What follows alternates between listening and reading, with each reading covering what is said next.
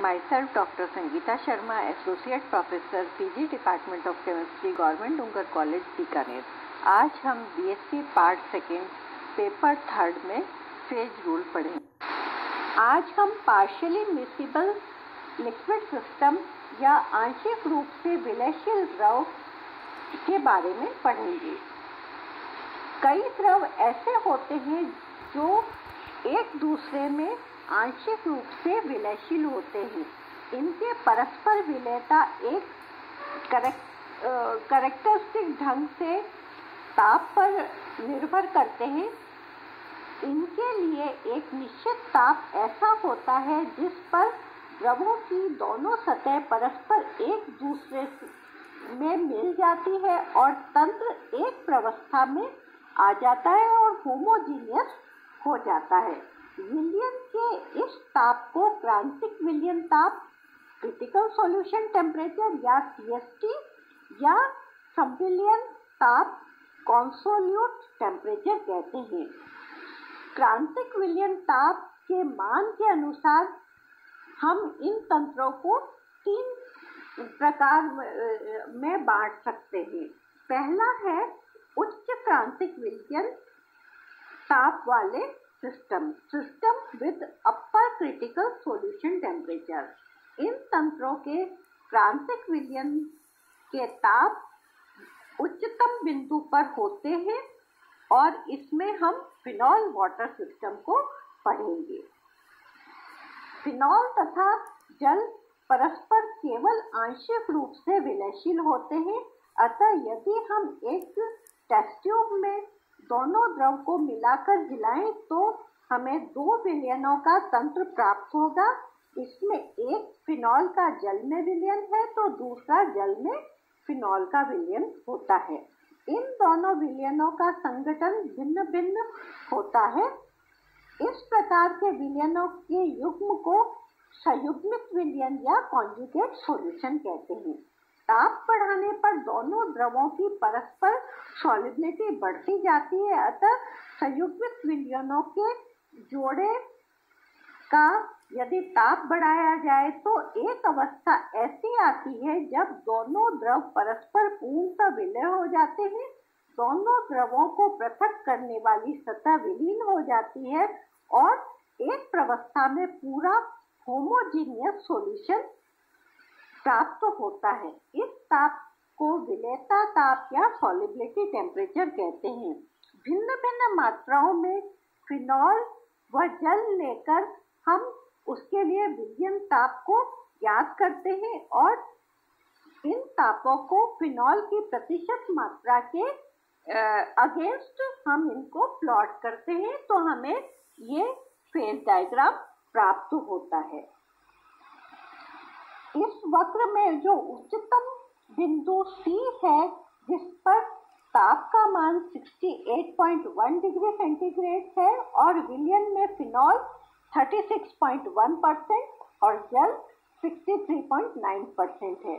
Phenol जल तंत्र के लिए यह क्रांतिक विलयन ताप है और इस ताप के ऊपर किसी भी बिंदु पर फिनॉल और जल एक ही प्रावस्था में अर्थात इस स्थिति में ये दोनों परस्पर प्रत्येक अनुपात में विलयशील होते हैं।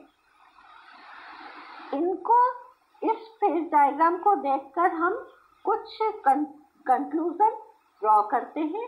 पहला है कि यह वक्र A, C, D के भीतर द्रव 2 सतहों में होता है जबकि इस वक्र के बाहर द्रव एक ही अवस्था में होता है। दूसरा है वक्र के भीतर किसी भी बिंदु माना X पर ताप का मान T है। इस ताप पर फिनॉल तथा जल की मात्रा का अनुपात XA अपॉन XB के बराबर होता है। तीसरा, वक्र AC के बाईं ओर के किसी भी बिंदु Y पर द्रव की एक ही सतह होगी और यह फिनॉल का जल में असंतृप्त विलयन होता है। चौथा, इसके विपरीत वक्र CB के दाईं ओर के किसी भी बिंदु y डैश पर भी द्रव एक ही सतह होगी, लेकिन यह जल में फिनॉल का असंतृप्त या अनसैचुरेटेड सॉल्यूशन होगा। यदि बिंदु Y पर थोड़ा फिनॉल मिलाया जाए तो या बिंदु Y डैश पर थोड़ा जल मिलाया जाए तो ये बिंदु खिसक कर कर्व पर आ जाएंगे और फिनॉल तथा जल दो सतहों में पृथक हो जाएगा। पांचवा, वक्र ACB के ऊपर किसी भी बिंदु T पर दोनों द्रव एक ही प्रवस्था या विलयन के रूप में होते हैं, लेकिन यह बिंदु क्रांतिक विलयन ताप के ऊपर है, जहां दोनों द्रव परस्पर प्रत्येक अनुपात में विलयशील होते हैं।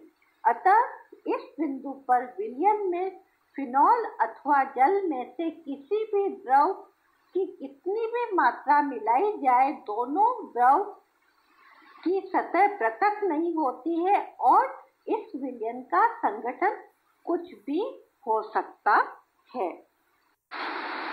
System with lower critical solution temperature, निम्न क्रांतिक विलयन ताप वाले तंत्र। वाटर फिनॉल सिस्टम के विपरीत इन तंत्रों के क्रांतिक विलयन तापों के मान न्यूनतम होते हैं। इसके अंतर्गत हम ट्राईएथिल अमीन व वाटर सिस्टम का अध्ययन करेंगे। इस तंत्र में दोनों अवयवों की परस्पर विलेयता ताप के घटने पर बढ़ती है और एक न्यूनतम ताप के नीचे दोनों अवयव किसी भी अनुपात में विलयशील होते हैं। ट्राईएथिल अमीन व जल तंत्र के लिए प्राप्त परस्पर विलेयता वक्र को हमने इस स्लाइड में दिखाया है। इस तंत्र के लिए क्रांतिक विलयन ताप का मान 18.5 डिग्री सेंटीग्रेड होता है। इस ताप पर मिश्रण का जो कंपोजिशन है वो 50% है। 18.5 डिग्री सेंटीग्रेड ताप के नीचे ट्राईएथिल अमीन व जल परस्पर पूर्णतः प्रत्येक अनुपात में विलयशील है, जबकि इस ताप के ऊपर दोनों द्रव पृथक पृथक सतह बनाते हैं। ACB के जो अंदर वाला पार्ट है उसमें ये दो सतह होंगी। जो A और C के बीच का जो भाग है वहाँ पर जो ट्राईएथिल अमीन सॉल्यूशन का जो वाटर में सॉल्यूशन है और C से B तक के ग्राफ में वाटर में ट्राईएथिल अमीन का सॉल्यूशन बनता है। System containing both the lower and upper critical solution temperature, निम्न तथा उच्च दोनों क्रांतिक विलयन ताप वाले तंत्र। इन तंत्रों में क्रांतिक विलयन ताप की उच्चतम तथा निम्नतम दोनों सीमाएं होती हैं। ऐसे तंत्र के लिए एक साइक्लिक परस्पर विलेयता वक्र प्राप्त होता है, जिसके अंदर दोनों द्रवों दो पृथक सतह के रूप में होते हैं, जबकि इनके चारों तरफ तंत्र की एक ही प्रवस्था होती है।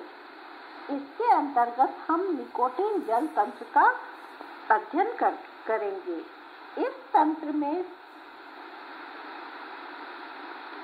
जो निम्न क्रांतिक विलयन ताप का मान 60 डिग्री है, जबकि उच्च क्रांतिक विलयन ताप का मान 208 डिग्री सेंटीग्रेड है। इन दोनों तापों पर मिश्रण में 32 डिग्री भार में निकोटीन है और शेष भाग पानी का है। इससे निष्कर्ष निकलता है कि जल में निकोटीन का मिश्रण 60 डिग्री सेंटीग्रेड से नीचे व 208 डिग्री सेंटीग्रेड से ऊपर के ताप पर एक फेज में समान विलयन या होमोजीनियस सॉल्यूशन के रूप में रहता है। इन तापों पर ये दोनों परस्पर किसी भी अनुपात में विलय हो जाते हैं, लेकिन 60 डिग्री सेंटीग्रेड से ऊपर व 208 डिग्री सेंटीग्रेड ताप से नीचे यदि मिश्रण का संगठन इस गोले के मध्य का है तो दोनों द्रव की सतह पृथक पृथक हो जाएंगी।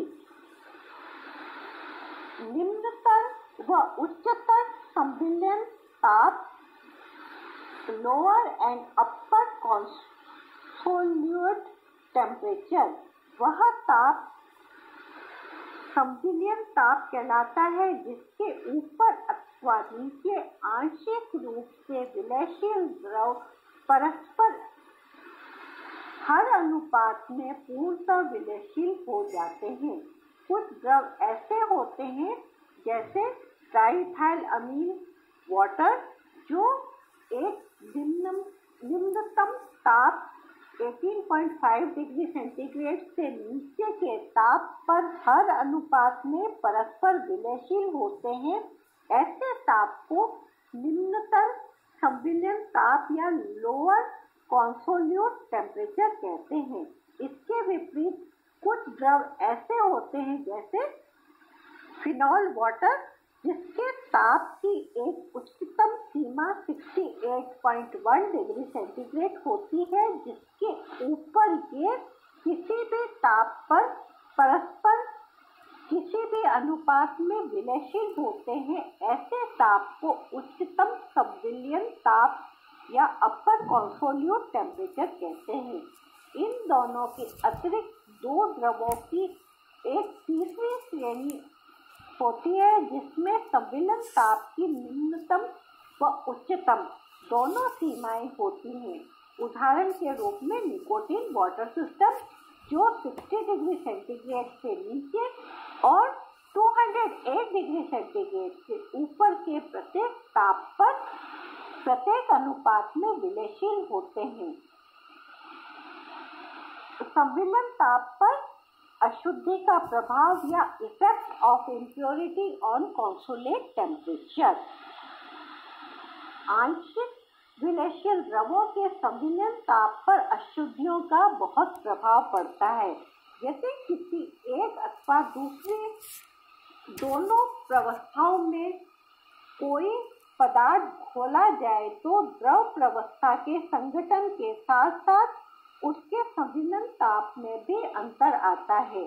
यदि कोई पदार्थ मूल द्रवों में से किसी एक द्रव में विलयशील है तो उस स्थिति में उच्चतर संविलयन ताप के मान में वृद्धि हो जाती है, जबकि निम्नतर संविलयन ताप का मान कम हो जाता है।